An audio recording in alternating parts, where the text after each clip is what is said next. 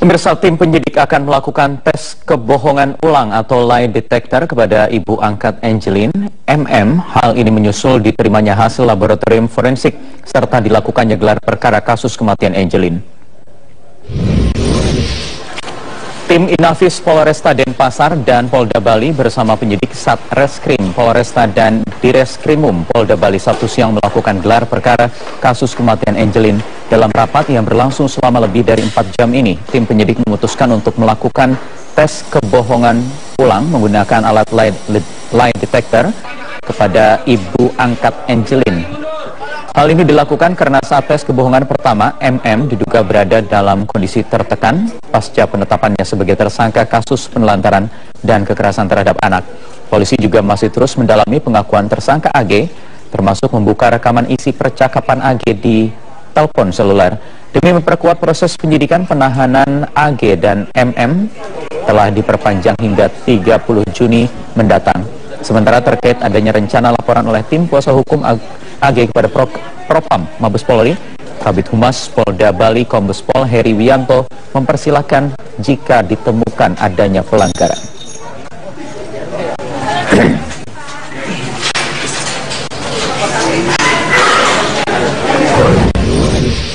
Pemirsa, polisi semakin intensif memeriksa saksi dan mencari bukti untuk mengungkap kasus pembunuhan Angelin. Meski demikian, hingga kini belum ada tersangka baru yang ditetapkan dalam kasus pembunuhan ini. Meskipun tim forensik dan lapor Polda Bali sudah menemukan indikasi bercak darah perempuan di rumah ibu angkat Angelin, MM, namun pihak kepolisian belum bisa mendapatkan kejelasan terkait jenis darah yang ditemukan. Meski demikian, sebagai pembanding, kepolisian telah mengambil sampel darah orang-orang yang dekat dengan korban Angelin. Hanya ada kodenya perempuan, tetapi kan harus kita cocokkan dia. Mungkin profilnya perempuan, tetapi darah perempuan kan banyak yang ada di dalam situ. Makanya kita cari, kita ngambil sampel darah orang-orang yang dekat, ya, orang-orang yang dekat dari korban Angelin itu sendiri. Ada ibunya, ibu angkatnya, iya, ada anaknya dan sebagainya. Ya itulah yang kita ambil profil darahnya. Ya, kita ambil sampel darahnya, termasuk ya orang-orang yang tinggal di situ. Darah manusia.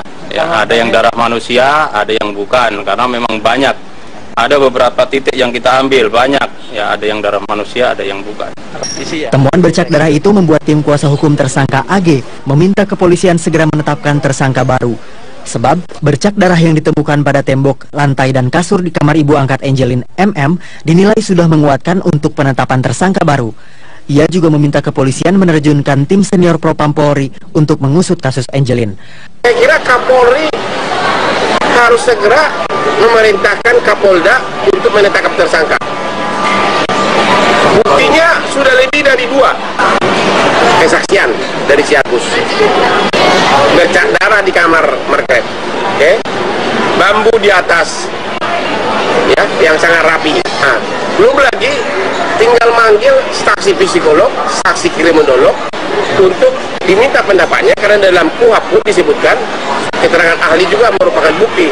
Banyaknya kejanggalan dalam kasus hilangnya Angelin hingga akhirnya ditemukan tewas di halaman rumah ibu angkatnya memang sudah diungkapkan oleh Ketua Komnas PA Aris Mardika Sirait sejak awal. Karena sejak awal kita tanggal 24 Mei di tempat kejadian perkara dan kita mencoba menganalisis apa yang terjadi, Komnas Perlindungan Anak itu sudah menimbulkan patut diduga ada persekongkolan jahat yang menyebabkan pertama waktu itu isunya anak hilang.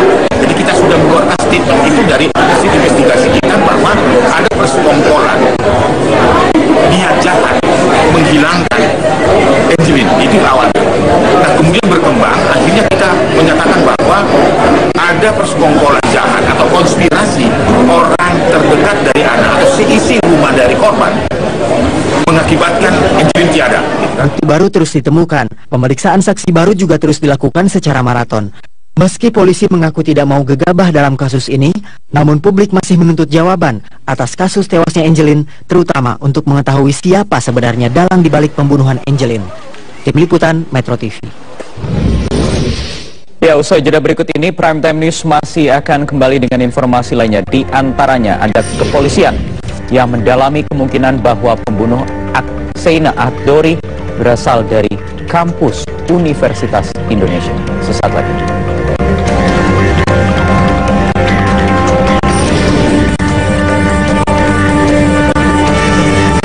peredaran 500 kg daging celeng di Surabaya. Informasinya usai jeda berikut ini, tetaplah bersama kami.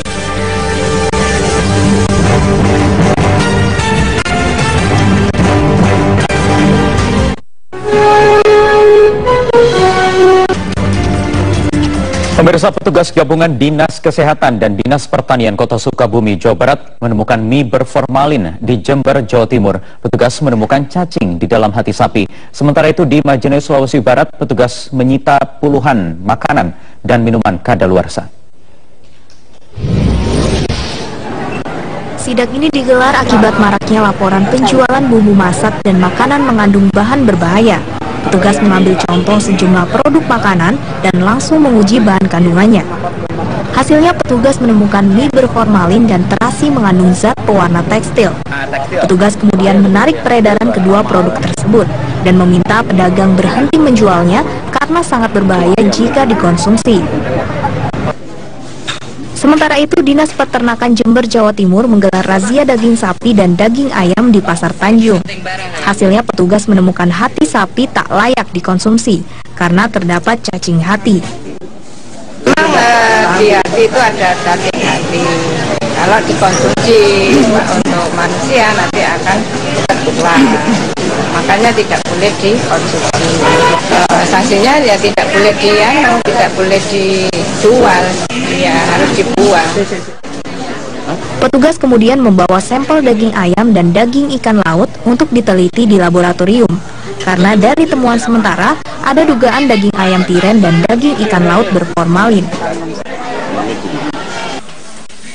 Di Majene, Sulawesi Barat, puluhan makanan dan minuman kadaluarsa disita dalam razia yang dilakukan aparat gabungan Polres Majene, Satpol PP, serta dinas terkait di sejumlah swalayan, toko, serta pasar di Majene, Sulawesi Barat. Razia makanan dan minuman kadaluarsa ini kembali diintensifkan untuk memberikan rasa aman kepada konsumen, khususnya menjelang Hari Raya Idul Fitri. Tim Liputan, Metro TV. Ya, sementara itu Polrestabes Surabaya berhasil membongkar penjualan daging celeng atau daging babi hutan yang dikemas sebagai daging sapi. Kini kepolisian masih mendalami kasus ini dan segera menetapkan tersangka. Terbongkarnya sindikat penjualan daging celeng ini menyebabkan para penjual daging sapi resah. Informasi selengkapnya akan disampaikan oleh rekan kami, Firda Siswoyo dari Surabaya, Jawa Timur. Firda, bagaimana kemudian dampak yang ditimbulkan akibat peredaran daging celeng ini? Ya Wahyu, terbongkarnya atau beredarnya daging celeng di sejumlah pasar di Surabaya ini telah membuat resah para pedagang sapi yang ada di Surabaya karena takut omset penjualnya akan menurun. Dan karena beredarnya daging sapi atau daging celeng ini bisa membuat konsumen menghindar dulu dalam mengonsumsi daging sapi. Apalagi pada bulan Ramadan ini memang daging sapi harganya cukup tinggi, menembus Rp100.000 per kilogramnya, sementara daging celeng yang dikemas dan diedarkan sebagai daging sapi impor ini dijual lebih murah, yaitu Rp50.000 per kilogramnya. Ini bisa semakin membuat konsumen tertipu dalam membeli daging sapi karena konsumen akan lebih memilih dan cenderung memilih daging sapi yang harganya lebih murah. Selain itu, pedagang daging sapi juga takut tertipu dalam menjual daging sapi ini karena mereka takut menjual barang yang tak seharusnya mereka jual. Para pedagang sapi ini menginginkan agar pihak kepolisian serta instansi terkait lainnya bisa segera menangani dan menuntaskan kasus ini, terutama menghentikan peredaran daging celeng atau daging babi hutan dan juga mengungkap pelaku utama dari penjualan atau peredaran daging celeng ini. Para pedagang sapi juga menghimbau kepada pembeli untuk lebih waspada dalam membeli dan memilih daging sapi agar tidak tertipu daging celeng. Perlu diketahui, Wahyu, ciri-ciri daging celeng adalah berwarna pucat, seratnya tidak terlihat dan biasanya saat dijual dilumuri darah agar mirip seperti daging sapi dan juga berbau amis. Dan untuk membelinya, konsumen diharapkan bisa mengusap dulu permukaan daging agar bisa menghilangkan darah tersebut, apakah itu darah daging sapi atau daging celeng. Wahyu. Ya, Firda, kemudian bagaimana dengan perkembangan kasus ini sekarang dan apa sebenarnya modus yang dijalankan ini hingga daging celeng ini bisa beredar di pasaran? Iya Wahyu, sampai saat ini memang pihak Polrestabes Surabaya sedang mendalami kasus ini namun belum menetapkan tersangka. Namun diperkirakan polisi memperkirakan ada 2 tersangka dari 7 orang yang tertangkap saat dilakukan penggeledahan termasuk pemilik usaha. Dari pengembangan kasus pihak kepolisian diketahui bahwa daging celeng ini didapat pelaku dari pemasok yang berada di daerah Bekasi. Kasus ini berhasil terbongkar pada hari Jumat kemarin oleh Unit Tindak Pidana Tertentu Satreskrim Polrestabes Surabaya berdasarkan informasi yang diberikan oleh masyarakat di sekitar lokasi atau rumah pelaku yang menjadi tempat penyimpanan daging celeng ini di Jalan Penjernihan nomor 38 Kecamatan Wonokromo, Surabaya. Diketahui pula bahwa penjualan daging celeng ini sudah berlangsung lebih dari 1 tahun Wahyu dengan modus menawarkan daging sapi celeng sebagai daging sapi impor. Dalam penggeledahan juga polisi menemukan barang bukti berupa 500 kg daging celeng yang tersimpan di dalam lemari pendingin dan saat dibuka lemari pendingin tersebut tercium bau busuk. Dapat diperkirakan bahwa daging celeng ini sudah membusuk. Polisi memperkirakan pelaku telah menjual daging celeng itu sebanyak 900 kg ke sejumlah pasar di Surabaya dan selain menemukan daging celeng, polisi juga menemukan daging sapi impor yang tersimpan di dalam kardus yang diyakini untuk mengelabui petugas.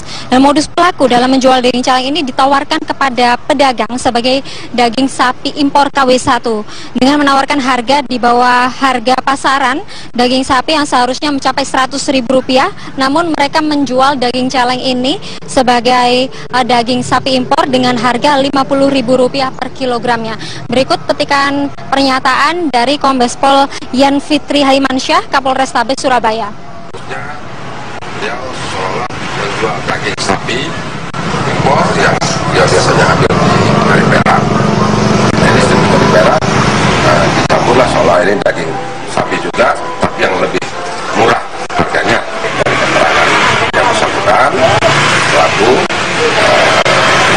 harganya sekitar, kalau daging impor itu sekitar 85.000, yang di protokol ini adalah 50-an ribu. Tidak ada dicampur, utuh dijualnya daging celeng, daging babi. Jadi, tapi yang ditunjukkan kotaknya daging sapi impor ada. Demikian Wahyu informasi dari Surabaya. Kembali ke Anda. Firda Siswoyo melaporkan langsung dari Surabaya, Jawa Timur. Pemirsa, Direskrimum Polda Metro Jaya melakukan gelar perkara tertutup untuk mengungkap pembunuhan mahasiswa Universitas Indonesia Akseina Ahad Dori. Polisi mendalami kemungkinan bahwa pembunuh Akseina berasal dari lingkungan kampus sendiri. Pencarian pelaku kematian mahasiswa UI Akseina Ahad Dori atau Aceh terus berlanjut. Selama 4 jam lebih, gelar perkara dilaksanakan secara tertutup di ruangan Direskrimum Polda Metro Jaya pada hari Jumat lalu. Gelar perkara ini dihadiri ayah Akseina dan perwakilan kampus Universitas Indonesia. Keluarga korban mengaku sejak awal meyakini bahwa kematian Aceh bukanlah karena bunuh diri, melainkan dibunuh. Ayah mahasiswa semester 4 itu pun punya dugaan tersendiri. Kami melihat Aceh ini dibunuh oleh orang yang dekat dengan Aceh, mengenal baik Aceh dan dikenal baik oleh Aceh. Saya tidak pernah menyebut nama seseorang ya atau sekelompok, tapi saya membukanya dengan konteks radar gitu ya. Dari radarnya seperti itu. Jadi orang yang melakukan pasti mengenal baik Aceh. Sementara itu pihak Polda Metro Jaya mengatakan bahwa gelar perkara kali ini menunjukkan benang merah dari terkumpulnya sejumlah bukti saat olah TKP maupun kesaksian dari orang-orang sekitar Aceh. Direskrimum Polda Metro Jaya pun mengaku telah berkoordinasi dengan pihak Universitas Indonesia untuk mendalami kemungkinan keberadaan pelaku. Itu salah satu yang dibicarakan dalam gelar. Kami sudah bertemu dengan Bapak Rektor UI dan meminta akses full untuk nanti mengembangkan pemeriksaan, interview, dan meminta keterangan rekan-rekan korban di kampus, dan beliau sangat terbuka untuk itu. Akseina ditemukan tewas mengambang di Danau Kenanga UI pada 26 April 2015. Hingga 2 bulan berlalu, polisi masih terus berupaya mengungkap tersangka pembunuh Akseina untuk diserahkan ke pengadilan. Dari Jakarta, Tim Liputan Metro TV. Kabid Humas Polda Metro Jaya M. Iqbal menyatakan bahwa pertemuan antara Polri, orang tua Akseina dan para dosen di Universitas Indonesia dalam gelar perkara Jumat lalu untuk memastikan penyelesaian kasus ini. Meski demikian, kepolisian menegaskan tidak menemui kesulitan dalam mengungkap kasus ini. Ya, jadi kalau ditanya kesulitan, tidak ada kesulitan. Penyidik harus hati-hati, harus betul-betul step by step, nanti terungkap secara ilmiah. Tapi sampai saat ini belum ada tersangka sama sekali. Belum, ya, sedang melakukan yang tadi, analisa semuanya. Jadi betul